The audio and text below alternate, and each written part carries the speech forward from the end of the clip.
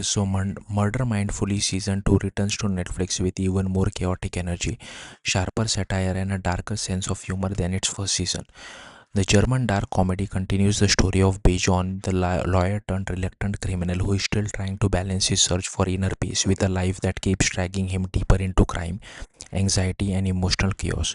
This season picks up right after the events of season 1 and shows Bijon struggling to manage his personal life, his business responsibility, and his increasingly complicated ties to the criminal underworld.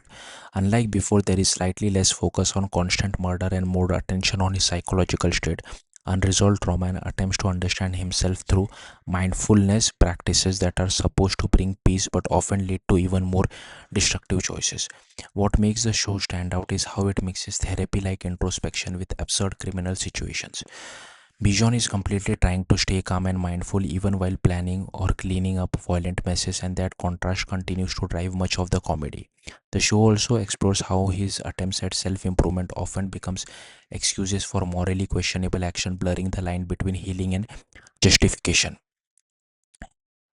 The tone remains unpredictable throughout the season. One moment it feels like psychological exploration of burnout, emotional repression, and childhood trauma, and the next it shifts into completely unhinged criminal comedy. These transitions are handled smoothly, never feeling too jarring, even when situations become extreme or ridiculous. Tom Schilling once again carries the series effortlessly as Bijon. His deadpan performance, subtle expression, and sudden emotional outburst makes the character both funny and unsettling. There is a constant sense of tension between his desire for control and the chaos he creates, and that duality is what makes his performance so engaging. Supporting performance, especially Muslu as Sasha, adds another layer of dark humor that keeps the show unpredictable and entertaining. Beyond the comedy and crime, the season also dives deeper into themes of modern self help culture and emotional healing. It questions whether practices like mindfulness can truly help someone grow or whether they can be twisted into tools that allow people to justify harmful behavior. Bijon's journey becomes less about escaping crime and more about confronting the emotional baggage that drives his decision in the first place.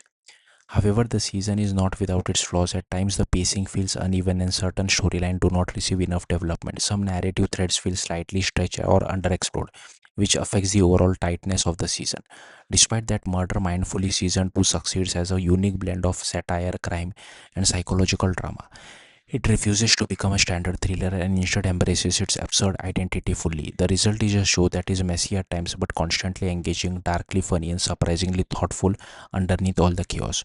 Overall, season 2 continues the series' strength in balancing violence, humor, and emotional depth, making it a compelling watch for anyone who enjoys unconventional crime comedies with a sharper satirical edge. Thank you for watching. Bye.